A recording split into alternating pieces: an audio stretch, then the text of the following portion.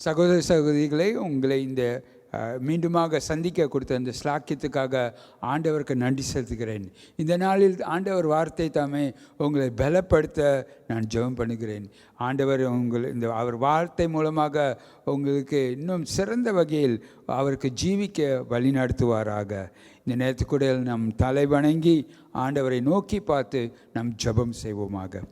எங்கள் நல்ல பிதாவை, இந்த நாளுக்காக நாங்கள் நன்றி செலுத்துகிறோம்.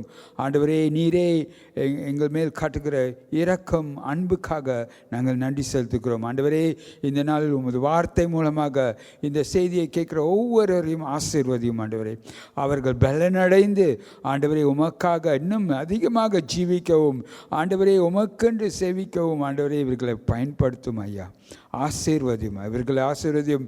இவர்களோட நிலைமைகளை ஆண்டவரை மாற்றி இவர்களை பலப்படுத்தும். ஆண்டவரை, இந்த நேரத்துக்காக நன்றி, இந்த நாளுக்காக நன்றி செலுத்தி இயேசு நாமத்தில் ஜெபிக்கிறோம் எங்கள் ஜீவனில் பிதாவே. இந்த நேரத்துக்கு கூட சகோதர சகோதரிகளை நாம் வேத வாசிக்க படிப்பதை நாம் கேட்போமாக. கர்த்தருக்கு சோஸ்திரம். இன்று பிரசங்கத்திற்கு எடுக்கப்பட்ட வேத பகுதி லூக்கா 17வது அதிகாரம் வசனங்கள் 1-10 வரையிலும் வாசிக்கப்படும். லூக்கா 17வது அதிகாரம் வசனங்கள் 1-10 வரையிலும் வாசிக்கப்படும். பின்பு அவர் தம்முடைய சீஷர்களை நோக்கி, இடறல்கள் வராமல் போவது கூடாத காரியம். ஆகிலும் அவைகள் எவனால் வருகிறதோ அவனுக்கு ஐயோ. அவன் இந்த சிறுவரில் ஒருவனுக்கு இடறல் உண்டாக்குகிறதை பார்க்கிலும் அவனுடைய கழுத்தில் எந்திரக்கல் கட்டப்பட்டு அவன் சமுத்திரத்தில் தள்ளுண்டு போவது அவனுக்கு நலமாயிருக்கும். உங்களை குறித்து எச்சரிக்கையாயிருங்கள். உன் சகோதரன் உனக்கு விரோதமாய் குற்றம் செய்தால் அவனை கடிந்து கொள். அவன் மனஸ்தாபப்பட்டால் அவனுக்கு மன்னிப்பாயாக. அவன் ஒரு நாளில் 7 தரம் உனக்கு விரோதமாய் குற்றம் செய்து 7 தரமும் உன்னிடத்தில் வந்து நான் மனஸ்தாபப்படுகிறேன் என்று சொன்னால் அவனுக்கு மன்னிப்பாயாக என்றார். அப்பொழுது அப்போஸ்தலர் கர்த்தரை நோக்கி, எங்கள் விசுவாசத்தை வர்த்திக்க பண்ண வேண்டும் என்றார்கள். அதற்கு கர்த்தர், கடுகு விதையளவு விசுவாசம் உங்களுக்கு உண்டாயிருந்தால் நீங்கள் இந்த காட்டத்தி மரத்தை நோக்கி, நீ வேரோடே பிடுங்குண்டு கடலிலே நடப்படுவாயாக என்று சொல்ல அது உங்களுக்கு கீழ்ப்படியும். உங்களில் ஒருவனுடைய ஊழியக்காரன் உழுது அல்லது மந்தை மேய்த்து வயலில் இருந்து வரும்போது எஜமான் அவனை நோக்கி, நீ முன்பு போய் சாப்பிட்டு வா என்று அவனுக்கு சொல்வானோ? நீ எனக்கு சாப்பாடு ஆயத்தம் பண்ணி அறை கட்டி கொண்டு நான் போஜனம் பண்ணும் அளவும் எனக்கு ஊழியம் செய். அதற்கு பின் நீ புசித்து குடிக்கலாம் என்று அவனுக்கு சொல்வான் அல்லவா? தான் கட்டளையிட்டவைகளை அந்த வேலைக்காரன் செய்ததற்காக அவனுக்கு உபசாரம் செய்வானோ? அப்படி செய்ய மாட்டானே. அப்படியே நீங்களும் உங்களுக்கு கட்டளையிடப்பட்ட யாவற்றையும் செய்த பின்பு, நாங்கள் அப்பிரயோஜனமான ஊழியக்காரர், செய்ய வேண்டிய கடமை மாத்திரம் செய்தோம் என்று சொல்லுங்கள் என்றார். ஆமீன். இது தேவனுடைய வசனம். நாம் சேர்ந்து சொல்லுவோம். தேவனுக்கு சோஸ்திரம். நாம் வேத ஆண்டோட வார்த்தையை வாசிப்பதை கேட்டோம். இந்த நாளின் பிரசங்கத்தின் தலைப்பு, கர்த்தாவே என் விசுவாசத்தை விருத்தி பண்ணும். You know, the title of today's message is Lord, increase my faith. கர்த்தாவே என் விசுவாசத்தை விருத்திப்படுத்தும். நாம் நாம் ஒவ்வொருவரும் விரும்புகிறோம் ஆண்டவருக்குள் இருக்கிற நம்முடைய விசுவாசம் அதிகரிக்க, விருத்தி பண்ணப்பட நாம் விரும்புகிறோம். No, we all desire to increase our faith in God. ஆண்டவர் மேல் இருக்கிற நம்முடைய விசுவாசம் விருத்தி பண்ணப்பட, பெருக பண்ணப்பட நாம் விரும்புகிறோம். விருத்தி பண்ணும் என்ற அர்த்தம் என்னவென்றால் பெரிதாக்கும், இன்னும் அதிகமாக ஆக்கும் ஆண்டவரே என்று கேட்குற ஒரு ஜெபமாக இருக்கிறது. இயேசு இந்த வசனங்களில், நாம் கேட்ட வசனங்களில் இயேசு அவரோட சீஷர்களோடு பேசிக்கொண்டே இருக்கிறார். You know, the verses that were read, we see that Jesus is talking to his disciples. And here he says that we will be offended, that temptations will come in our lives. இயேசுவானவர் சீஷர்களுக்கு எடுத்து சொல்கிறார், அவர்கள் வாழ்க்கையில் உபத்திரங்கள், கஷ்டங்கள், சோதனைகள், இடர்கள் வரும் என்று அவர் எடுத்து சொல்கிறார். அதை விட்டு நம் தப்பிக்க முடியாது. You can't escape from it. Temptations will come. They are sure to come. அது நிச்சயமாக நம் வாழ்க்கையில் நாம் அதை சந்திப்போம். அது நம் வாழ்க்கை காணப்படும். We cannot escape from it. And it comes in many ways. அது அநேக வகையில் கூட வரக்கூடும். அநேக இடங்களில் கூட இருந்து கூட வரக்கூடும். It could come in many ways, and it can come from many places. It can be false counsel. அது தப்பான போதனையாக கூட இருக்கக்கூடும். அல்லது ஒரு சகோதரன் நம்மளோட செயல் மூலமாக ஒரு சகோதரனோ ஒரு சகோதரியோ பாவத்துக்குள்ளோ கடந்து செல்ல கூடும். We could be the cause of someone, a brother or a sister, to sin by our actions, by the words we speak. நாம் பேசுகிற வார்த்தை மூலமாக, நம்மளுடைய செயல்கள் மூலமாக, நம்மளோட வாழ்க்கை மூலமாக கூட மற்றவர்கள் பாவம் செய்ய அது ஒரு வாய்ப்பாக இருக்கக்கூடும். அதே நேரத்தில் பிரிவினை வரக்கூடும். நம்ம சொல்கிற வார்த்தை மூலமாக, செயல்கள் மூலமாக நாம் பிரிவினை கொண்டு வரக்கூடும். We could also cause divisions because of the things that we say, or the things that we do, or the way we live our lives. We could cause divisions. Or even temptation to sin can come through false teaching.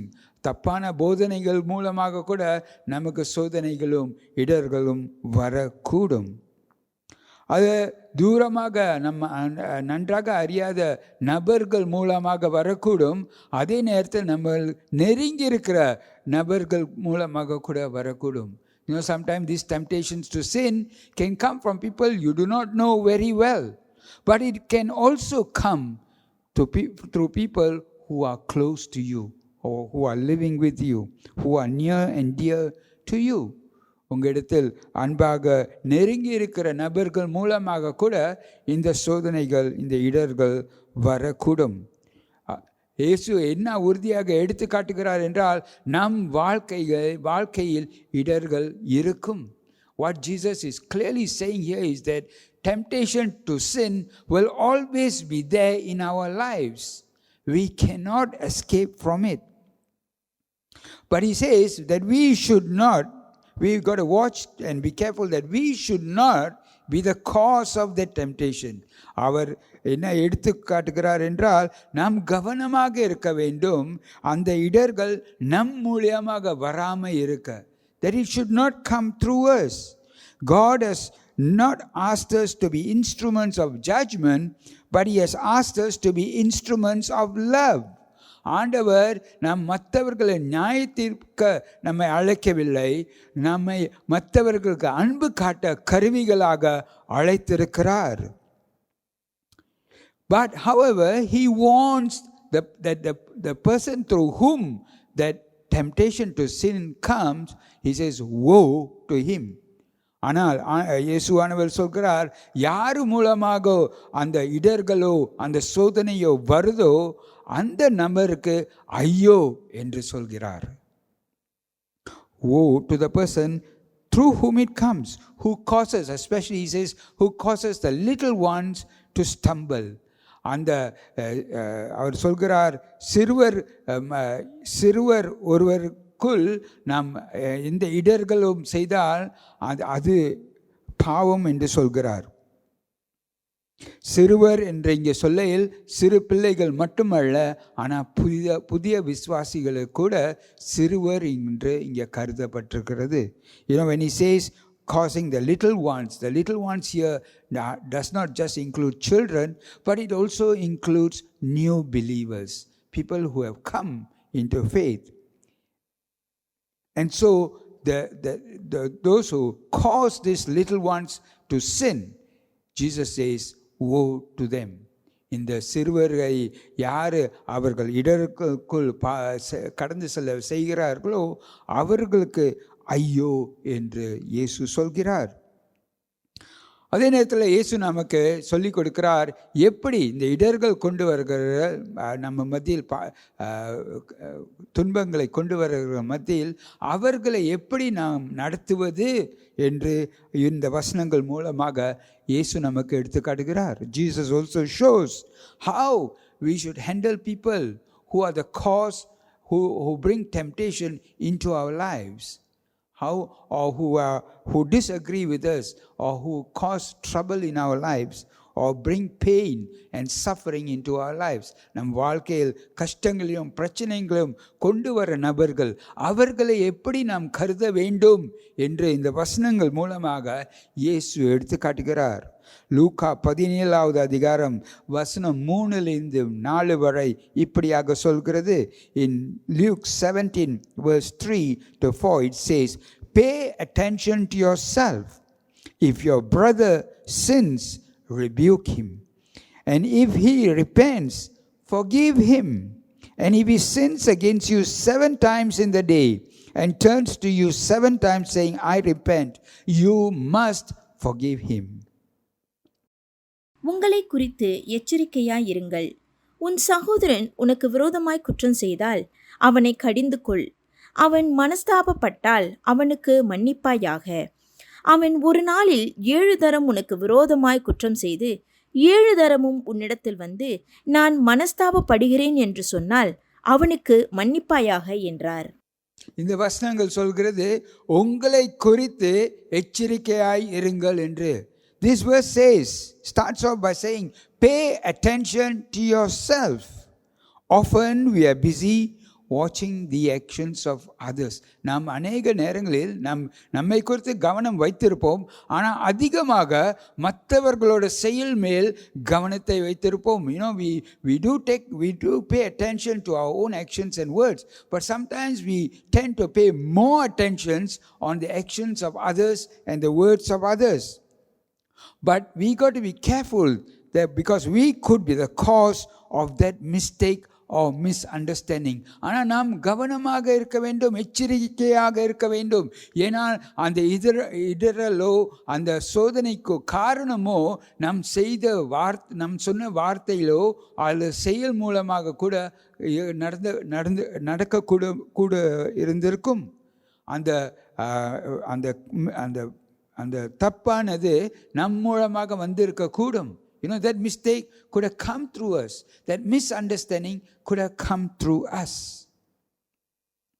And therefore he says, if he sins against you, அதனால இந்த வசனங்கள் சொல்கிறது, உன் சகோதரன் உமக்கு பாவம் செய்தால், உமக்கு விரோதமாக குற்றம் செய்தால் அவனை மன்னியும் என்று சொல்லப்பட்டிருக்கு. It says that if your brother sins against you, rebuke him first. அவனை கடிந்து கொள். Here rebuke does not mean to be angry with him or to scold him, but to speak the truth in love. இங்கே கடிந்து கொள் என்ற அர்த்தம் என்னவென்றால் அவனிடத்தில் உண்மையை அன்பாய் எடுத்து பேசும்படி கூட சொல்லப்பட்டிருக்கிறது. அவன் உங்களுக்கு தப்பு செய்தால் அவனை கடிந்து கொள்ளுங்கள். அதே நேரத்தில் அவன் மன்னிப்பு கேட்கும் நேரத்தில் அவனை மன்னித்து விடுங்கள் என்று சொல்கிறது. So when your brother sins against you, rebuke him, correct him with love. And if he repents, then forgive him. அவன் மனம் திரும்பும்போது அவனை மன்னியுங்கள் என்று சொல்லப்பட்டிருக்கு. Forgiving the one who sins against you is a tough topic. ஒருவரை மன்னிப்பது ஒரு சிலருக்கு கடினமான கஷ்டமான காரியமாக இருக்கக்கூடும். ஆனால் இயேசு சொல்கிறார், அவன் மனம் திரும்பும்போது நாம் மன்னிக்க வேண்டும் என்று சொல்கிறார். Jesus says, when he repents, you have to forgive. You must. There is no other option. But what do we do when the person does not repent? ஆனால் அந்த நபர் மனம் திரும்பவில்லை என்றால், மனஸ்தாபப்பட்டு மனம் திரும்பவில்லை என்றால் நாம் என்ன செய்வோம்?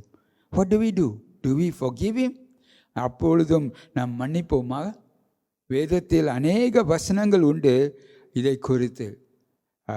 கொலோசியர் 3வது அதிகாரம் 13வது வசனம் இப்படியாக சொல்கிறது. There are many verses in the Bible that encourages us to forgive. And Colossians 3:13 says, bearing with one another, if one has complained against another, forgive each other as the Lord has forgiven you, so that you also must forgive. ஒருவரையொருவர் தாங்கி ஒருவர் பேரில் ஒருவருக்கு குறைபாடு உண்டானால் கிறிஸ்து உங்களுக்கு மன்னித்தது போல ஒருவருக்கொருவர் மன்னியுங்கள். ஒருவருக்கு ஒருவர் தாங்கி ஒருவர் மேல் பேரில் குறைவென்றால் அவனை மன்னிக்கும் கூட சொல்லப்பட்டிருக்கு.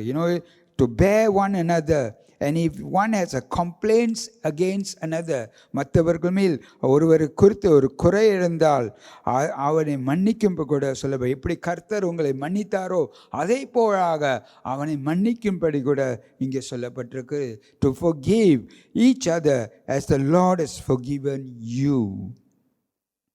And it also says in Mark 11:25 that when you pray, Mark 11வது அதிகாரம் சொல்கிறது, நீங்கள் ஜெபம் பண்ணி கொண்டே இருக்கையில் மற்றவருக்கு செய்த தப்பு இதை குறித்து நீங்கள் அறிந்து கொண்டால் எப்படி உங்கள் பிதா உங்களை மன்னித்தாரோ அதே போலாக நீங்களும் மன்னியுங்கள் என்று சொல்லப்பட்டிருக்கு.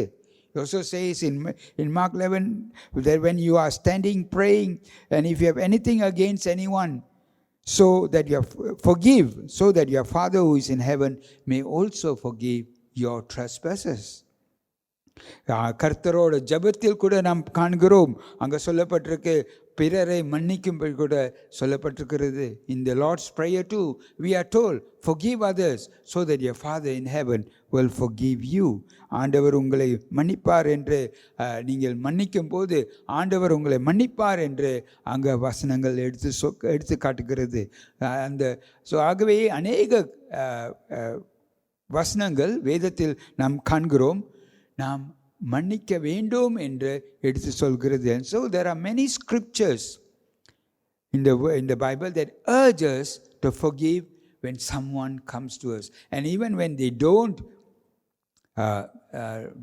repent, and even if they are not repenting and not asking for forgiveness, we are called to forgive. அவர்கள் மனம் திரும்ப விட்டால் கூட அவர்களை மன்னிக்கும் கூட இந்த வசனங்கள் சொல்கிறது. Even if relationships cannot be restored because no common mind is arrived at, even then we are asked to forgive. அந்த சூழ்நிலைகள், அந்த உறவுகள் நம் சரிப்படுத்த முடியாத ஒரு நிலைமையாக இருந்தால் கூட, அந்த நபரை சந்திக்க முடியாத ஒரு நிலைமையாக இருந்தால் கூட வேதம் சொல்கிறது நாம் மன்னிக்க வேண்டும் என்று சொல்கிறது. 1 யோவான் 2வது அதிகாரம் 10வது வசனம் இப்படியாக சொல்கிறது. In 1 John 2 verse 10 says, whoever loves his brother abides in the light, and in him there is no cause for stumbling. தன் சகோதரனிடத்தில் அன்பு கூறுகிறவன் ஒளியிலே நிலை கொண்டிருக்கிறான், அவனிடத்தில் இடறல் ஒன்றுமில்லை. இந்த வசனங்கள் சொல்கிறது நம் சகோதரனை நேசித்தோம் என்றால் நாம் ஒரு இடரலில் நாம் செய்ய மாட்டோம் என்று. These verses say that if we love our brother, then we will not bring an offense, we will not cause them to be tempted to sin. And that is why it is important to love one another. ஒருவரை நேசிப்பது அது முக்கியமாக இருக்கிறது. இயேசு தொடர்ந்து இந்த வசனங்களில் என்ன சொல்கிறார் என்றால், நாம் மன்னிக்கும் போது ஒருவர் உங்களுக்கு விரோதமாக காரியம் செய்தால் 7 முறையும் செய்தால் கூட 7 முறையும் மன்னிக்க வேண்டும் என்று இங்கே எடுத்து காட்டுகிறது. In these verses Jesus is saying, if someone has sinned against you 7 times in a day and kept asking to forgive them, then he says that you have to forgive 7 times too. ஒருவர் 7 முறை உங்களிடத்தில் இடறல் செய்தால் அவர் 7 முறை மனம் திரும்பும் போது அத்தனை முறையும் நாம் மன்னிக்க வேண்டும் என்று அங்கே சொல்லப்பட்டிருக்கு. ஆனால் சில நேரங்களில் நம்ம உள்ளத்தில் என்ன உணர்வு வரும் என்றால், இவர் உண்மையாக மனம் திரும்புகிறாரா? Sometimes when somebody does that to you, a question rises in you. He says, has he really repented? Is he really sorry for what he did? அவர் உண்மையாக அவர் செய்த காரியத்தில் மனம் திரும்புகிறாரா என்ற சந்தேகங்கள் எழும்பும். அப்படி இருந்தால் கூட இயேசு சொல்கிறார் நாம் மன்னிக்க வேண்டும் என்று. Jesus says that even if it is like that, Jesus commands us to forgive that person. We need to speak and to them in love. அவர்களிடத்தில் அன்பில் பேச வேண்டும் என்று இந்த வசனங்கள் எடுத்து காட்டுகிறது. அவர்கள் செய்த காரியங்களை நாம் மற்றவர்கள் இடத்தில் பகிர்ந்து கொண்டால் அது அன்பு இல்லை என்று வெளிப்படுத்துகிறது. When somebody does something wrong against you, and instead of speaking to them in love and bringing them to correction, we go and report that, we go and tell that to somebody else. That is not love. It is not love when we bottle up this pain and suffering and we do not talk to them. That is not love. அந்த குறையை நம் உள்ளத்தில் வைத்து அந்த வேதனை வைத்து கொண்டு அதை சரிப்படுத்தாமல் அவரோடு பேசாமல் இருப்பது அது அன்பு அல்ல என்று எடுத்து காட்டுகிறது. Love is getting straight with a person who sinned against you. அன்பு என்றால் அந்த யார் அந்த இடறல் செய்தார்களோ அவர்கள் மத்தியில் நம்மளோட உறவை சரிப்படுத்துவது தான் அன்பு என்று காணப்படுகிறது. இந்த 2 காரியங்களை கேட்ட பிற்பாடு முதலாவதாக யார் மூலமாக அந்த இடறல் வருதோ அவர்களுக்கு ஐயோன்னு இயேசு சொன்னார். அதே நேரத்தில் எத்தனை முறை அந்த இடறல் செய்தாலும் அவர்களை மன்னிக்கணும் என்று இந்த 2 காரியங்கள் இயேசு சொன்ன பிற்பாடு அந்த சீஷர்கள் அவர்கள் பதறி அவர்கள் சொன்னார்கள், இந்த மாதிரி நாம் வாழ்வது கஷ்டமாக இருக்கிறது என்று அவர்கள் யோசித்து அவர்கள் சொல்கிறார்கள். இயேசுவை நோக்கி அவர்கள் சொல்கிறார்கள், கர்த்தாவே எங்கள் விசுவாசத்தை விருத்தி பண்ணும் என்று. After Jesus has said these two things to them. The first, he said that whoever causes one to tempt, woe to that person. And the other thing he said that any number, no matter how many times somebody hurts you and then he repents, no matter how many times you have to forgive. The disciples turned to Jesus and said, Jesus, that's a difficult way to live. It's difficult to forgive in a non-offending way. It's difficult to forgive and whatever they have done and to show them love. And he said, and so they said, increase our faith, Lord, increase our faith. The apostles recognized that it was difficult to get along with people in forgiving them in a non-offending way. அந்த சீஷர்கள் அறிந்து கொண்டார்கள், இயேசு சொல்கிற பிரகாரம் அவர்களை மன்னிப்பது ரொம்ப கடினமான, அந்த மாதிரி மன்னிப்பு அத்தனை முறை ஒருவரை மன்னிப்பது, அதனால் பாதிக்கப்படாமல் மன்னிப்பது அது கஷ்டமான ஒரு செயலாக காணப்படுகிறது என்று அவர்கள் யோசிக்கிறார்கள்.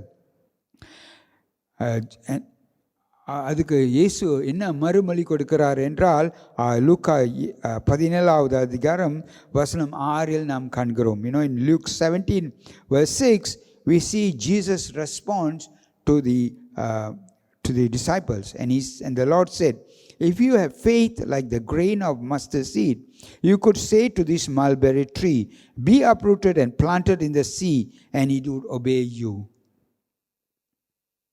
அதற்கு கர்த்தர், கடுகு விதை அளவு விசுவாசம் உங்களுக்கு உண்டாயிருந்தால் நீங்கள் இந்த காட்டத்தி மரத்தை நோக்கி, நீ வேரோடே பிடுங்குண்டு கடலிலே நடப்படுவாயாக என்று சொல்ல அது உங்களுக்கு கீழ்ப்படியும். இயேசு அவர்களை நோக்கி சொல்கிறார், கடுகு விதை அளவு விசுவாசம் இருந்தால் போதும் என்று சொல்கிறார். Jesus says that if you have faith like a grain of mustard seed, and you could say to this mulberry tree, and காட்டுத்த மரத்தை குறித்து அவர் சொல்கிறார், உங்களுக்கு கடுகு விரை அளவு விசுவாசம் இருந்தால் இந்த காட்டுத்து மரத்தை நோக்கி நீங்கள் சொல்லலாம் கடலுக்குள் போ என்று. Jesus says, if you have a faith as a grain of mustard seed, you could tell the mulberry tree, and in some versions it says sycamine tree. You could tell the tree to go into the sea and it will go. What he was saying was, what he was meaning was that, the sycamore tree, the sycamine tree or the mulberry tree has got deep roots. இந்த காட்டுத்தி மரம் என்றால் அவர் பொதுவாக ஒரு மரத்தை குறித்து சொல்லலை, அவர் காட்டுத்தி மரத்தை குறித்து எடுத்து சொல்கிறார். காட்டுத்தி மரத்தோட அதிசயம் என்ன என்றால் அதோட வேர்கள் ஆழமாக செல்லும். சில மரங்கள் 600 வருஷங்கள் அளவு கூட அது இருக்கும். These mulberry trees, what's special about it is that its roots go deep down into the ground. And these trees can live up to about 600 years. And so he's saying that you may have problems in your life, you may have challenges in your life that are deep rooted in you. அவர் என்ன எடுத்து காட்டுகிறார் என்றால், நம் வாழ்க்கையில் ஆழமான உள்ள பிரச்சனைகளும் சோதனைகளும் வேதனைகளும் இருக்கக்கூடும். ஆழமான இந்த ஆழமான காரியங்கள் நம்மளோட விசுவாசம் ஆண்டவர் மேல் ஒரு சிறு விசுவாசமாக இருந்தால் கூட அவர் இதை எடுத்து போடக்கூடிய பலத்தை அவர் தருவார். Jesus is saying that, you could have problems in your life, deep-rooted issues, that have affected your life and continue. It could be relationships that have affected you deeply. But he says, if you have faith as small as a mustard seed, God can remove this from your life. God will be able to remove this. You will be able to remove this pain, this suffering that is deep-rooted. And all you need is a little faith in God. You may have unforgiveness and bitterness that is deep-rooted within you. உங்கள் வாழ்க்கையில் மன்னிக்க முடியாத நிலைமை, கசப்பான சம்பவங்கள் உங்கள் வாழ்க்கையில் இருக்கக்கூடும். It may be like one of the trees, these trees, deep and going into your life. உங்களோட வாழ்க்கையில் எப்படி இந்த மரத்தை போலாக அதோட வேறு போலாக உங்கள் வாழ்க்கையை பாதிக்கக்கூடும். சில நேரங்களில் சொல்வார்கள், நான் மன்னிக்க முயற்சி செய்கிறேன் ஆனால் முடியவில்லை என்று. Some people have said, I've tried hard to forgive, but I could not. What do I do? How do I forgive? என்னால் முடியவில்லை, மன்னிக்க முடியவில்லை, ஏற்றுக்கொள்ள முடியவில்லை. அவர்கள் என் வாழ்க்கையில் செய்த அந்த சம்பவங்களை நான் ஏற்றுக்கொள்ள முடியவில்லை என்று சொல்லுவார்கள். ஆனால் நம்முடைய விசுவாசத்தை ஆண்டவர் மேல் வைக்கும்போது ஆண்டவர் இயேசுவானவர் அதிலிருந்து விடுதலை பெற அவர் நமக்கு உதவி செய்வார். But when you put our faith in God, then even it is a little faith, God will be able to pull out the roots of that pain, of that suffering. What matters most is where our faith is. It's not how much faith we have, but in whom do we have our faith. நம்மளோட என்ன முக்கியம் என்றால், எவ்வளவு நம்மளோட விசுவாசம் எவ்வளவு பெரிதாக இருக்கிறது என்று கேள்வி இல்லை, யார் மேல் இருக்கிறது, நம் விசுவாசம் யாரில் இருக்கிறது என்றுதான் முக்கியமான காரியமாக இருக்கிறது. அதே நேரத்தில் இயேசுவானவர் இந்த வசனங்களில் நம்மளோட சிந்தையை குறித்து நம்மளோட நோக்கத்தை குறித்து கூட அவர் பேசுகிறார். Jesus also in these verses speaks about our attitude. He talks about a servant. The servant is obedient and does his duty. சேவகனை குறித்து சொல்கிறார். எப்படி அந்த சேவகன் அவனுக்கு கொடுக்கப்பட்ட காரியங்களை கடமையாக உண்மையாக அவன் செயல்படுகிறான். அவன் எதிர்பார்க்க மாட்டான் அந்த முதலிருந்து ஒரு நன்றியோ அல்ல மற்ற காரியங்களோ அவனை எதிர்பார்க்க மாட்டான். The servant does not expect a reward or a thank you or even to be dealt differently by the master. He just wants to do his duty. அவனோட கடமையை செய்ய அவன் விரும்புகிறான். அதே போலாக இயேசு சொல்கிறார், நமக்கு கட்டளைகள் கொடுக்கப்பட்டிருக்கு. ஆண்டவர் நமக்கு கட்டளைகளை கொடுத்திருக்கிறார். அவர் நம்மை ரட்சித்ததினால், நம்மளை மீட்டெடுத்ததினால் நாம் அவருக்கு சொந்தமாக இருக்கிறோம். We belong to God because He has redeemed us. And therefore Jesus is saying we have a duty to do. நமக்கு கட்டளைக்கு கொடுக்கப்பட்டிருக்கிறது. அதை நம் ஆண்டவருக்கென்று நாம் செய்வோமாக. அவரோட சந்தோஷம் நம்மளோட சந்தோஷம் விட முக்கியமாக இருக்கிறது. His pleasure is before our own pleasure. His people are preferred before ourselves. நம்மை விட அவரோட ஜனங்களை நாம் நேசிப்போமாக. நம்முடைய நாமத்தை விட அவரோட நாமத்தை மகிமைப்படுத்துவோமாக. We put His name before our name, and that is our love for Him, where we do with duty and gratitude what He has asked us to do. அன்புடன், கடமையுடன், நன்றி உள்ளத்துடன் அவர் நம்மை என்ன கட்டளை கொடுத்திருக்காரோ அதை நாம் செய்வோமாக. ஆண்டவர் நம்மை வழி நடத்துவார். சகோதர சகோதரிகளே, இந்த நாளில் எனக்கு தெரியாது நீங்கள் எந்த சூழ்நிலையில் இருக்கிறீர்கள், எந்த நிலைமையில் இருக்கிறீர்கள், எந்த வேதனையில் இருக்கிறீர்கள். This day I would not know what situation you are in, what your struggle is, what your challenge is, what your pain is. Bring it to God. அது ஆண்டவர் இடத்தில் கொண்டு வாருங்கள். அவர் மேல் உங்களோட விசுவாசத்தை முழுமையாக வையுங்கள். அவரிடம் ஜெபம் பண்ணுங்கள். உங்களோட விசுவாசத்தை அதிகரிக்க. Ask the Lord to increase your faith. Maybe you are unable to forgive. ஒருவேளை நீங்கள் மன்னிப்பதில் கஷ்டப்படுகிறீர்கள், வேதனையாக இருக்கிறது, வார்த்தையினால் பாதிக்கப்பட்டு இருப்பீர்கள். Maybe you are hurt by words or by actions. God can bring that healing to you if you believe in Him. அவர் மேல் உங்களோட விசுவாசத்தை வையுங்கள். அவர் உங்களுக்கு நன்மையை கொண்டு வருவார், விடுதலையை கொண்டு வருவார். அவர் உங்களுக்கு மன்னிக்கும் அந்த தகுதியை அவர் கொடுப்பார், வழியை கொடுப்பார். இந்த நாளில் கூட நாம் நம்முடைய நிலைமையை ஆண்டவரிடத்தில் கொண்டு வருவோமாக. நம் தலை வணங்கி கூட சிறிது நேரம் உங்களுடைய நிலைமையை நீங்கள் ஆராய்ந்து பாருங்கள். I just want to invite you to bow your heads and to bring your situation to God, whatever it may be. Whatever it may be. ஆண்டவர் உங்களை மீட்டெடுத்தவர். அவர் பாவத்தின் உலகத்திலேருந்து, பாவத்தின் நிலைமையிலேருந்து உங்களை மீட்டெடுத்து அவரோட ராஜ்யத்தில் உங்களை சேர்த்து விட்டார். God has redeemed you from darkness, from the world of darkness into light, and He is able to guide your life. உங்களோட வாழ்க்கையை சரிப்படுத்த, வழி நடத்த தகுதி உள்ளவராக இருக்கிறார். In the Bible we see Jesus healed many people and cured many people. வேதத்தில் இயேசு அநேகருக்கு குணமாக்குதல் கொடுத்தார், அநேகர் விடுதலை செய்தார். இந்த நாளில் கூட அவர் உங்களுக்கு அந்த குணமாக்குதலும் விடுதலையும் கொடுக்க வல்லவராயிருக்கிறார். Even today Jesus can heal you and can set you free. Maybe you are facing a financial problem.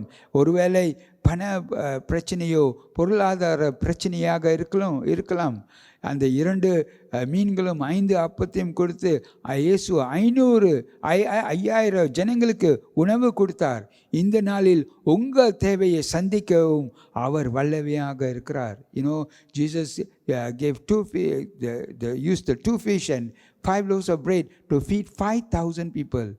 Even today Jesus is able to meet your needs and your financial needs. So let us turn to Him and say, Lord, increase my faith. Help me to overcome my situation. Just increase my faith, Lord. இந்த நாளில் கூட நம்ம ஆண்டவரை நோக்கி கேட்போமாக. ஆண்டவரே, என் விசுவாசத்தை அதிகரிக்க செய்யும் ஆண்டவரே, விருத்தி பண்ணும் ஆண்டவரே. ஆண்டவர் நிச்சயமாக உங்களை ஜெபங்களை கேட்கிற தேவனாக இருக்கிறார். இந்த சிறிது நேரம் கொடுக்கிறேன். நீங்கள் உங்கள் கண்களை மூடி கூட இந்த நேரத்தில் ஆண்டவரிடத்தில் நீங்கள் ஒப்புக்கொடுங்கள். உங்களோட நிலைமையை ஆண்டவரிடத்தில் ஒப்புக்கொடுங்கள். அவர் உங்களை சந்திப்பார். அவரிடத்தில் நீங்கள் கேளுங்கள், ஆண்டவரே என்னோட விசுவாசம் அதிகரிக்க எனக்கு உதவி செய்யும் ஆண்டவரே. Lord help me to increase. Lord increase my faith. Oh God, let I put my full faith in you. ஆண்டவரே என்னோட முழு நம்பிக்கையும் உண்மையில் வைக்கிறோம் என்று ஆண்டவரே நாங்கள் முடிவு எடுக்கிறோம். ஆண்டவரே இந்த நாளில் கூட ஆண்டவர் உங்களை வழிநடத்துவாராக. ஆண்டவரே இந்த சகோதரன் சகோதரிக்காக நன்றி. இவர்களை ஆசீர்வதியும் ஆண்டவரே, இவர்களை பலப்படுத்தும் ஆண்டவரே, இவர்களோட சூழ்நிலைகளை மேற்கொண்ட ஆண்டவரே இவர்கள் வழிநடத்தும் ஆண்டவரே. இவர்களோட விசுவாசம் அதிகரிக்க ஆண்டவரை உதவி செய்யும் ஐயா, பலப்படுத்தும் ஆண்டவரே. நாளுக்காக நன்றி. மீண்டுமாக உமது கிருபையும் நன்மைக்காகவும் நன்றி செலுத்தி இயேசு நாமத்தில் ஜெபிக்கிறேன் ஜீவனுள்ள பிதாவே, ஆமென்.